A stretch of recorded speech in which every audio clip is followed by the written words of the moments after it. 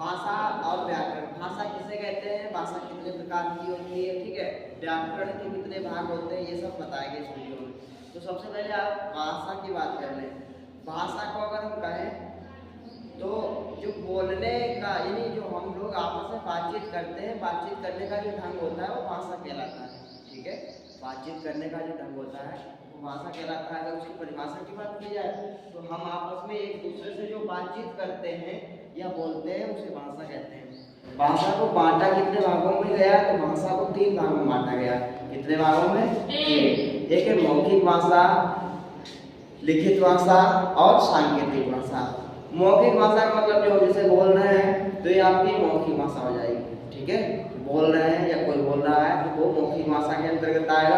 पहचान क्या है कि मौखिक भाषा मुंह से बोली जाती है और कानों से सुनी जाती है।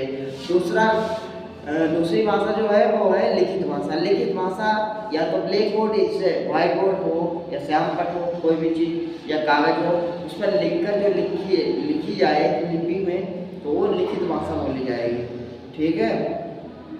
और आंखों से देखी जाए तो वो लिखित भाषा के अंतर्गत आएगी। सांकेतिक भाषा उसे कहते हैं जिसमें चिन्ह या संकेतों का प्रयोग हो। लोग संकेत करते हैं, जैसे ऐसे संकेत किया तो इसका मतलब आ रहे हैं, जाओ, मतलब जो संकेत दे रहे हैं तो मतलब लोग समझ जाते हैं।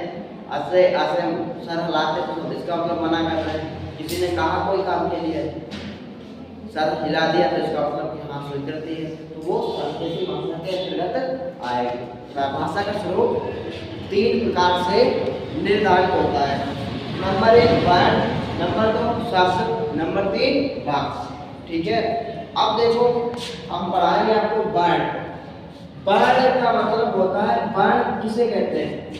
भाषा की सबसे छोटी इकाई को वर्ण कहते हैं। एक बात, एक क्वेश्चन यहाँ से फंस रहा है कि भाषा की सबसे छोटी इकाई क्या होती है, तो वर्ण होती है, ठीक है।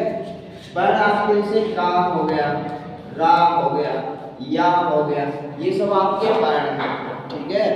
अब यही वर्ण जो हैं इनके सुव्यवस्थित क्रम को शब्द कहते हैं। सुव्यवस्थित क्रम का मतलब होता है कोई ऐसा क्रम हो जिसका कोई अर्थ निकले, सार्थक।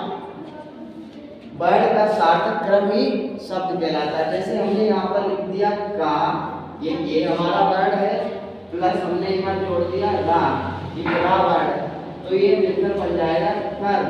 तो ये कहलाएगा हमारा शब्द। क्या कहलाएगा?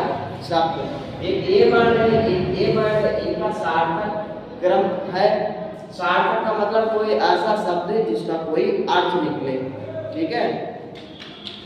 अब है वाक्य। वाक्य किसे कहेंगे? ये तो वर्ण भाषा की सबसे छोटी इकाई, ठीक है। वर्णों से मिलकर शब्द बनते हैं, अब शब्दों से मिलकर वाक्य बनते हैं, ठीक है। जैसे राम जाता है, जाता है। जब राम जाता है, राम जाता है, राम जाता है। देखो ये वर्ण हो गया, ये वर्ण, ये वर्ण, ऐसे से वर्ण मिलकर शब्द बन गया। तो ये शब्द हो गया, ये शब्द हो गया, ये शब्द हो गया। जब इनको एक में मिला दिया, अब जो सार्थक शब्दों का समूह जो होगा वो वाक्य कहलाएगा। बस यही है।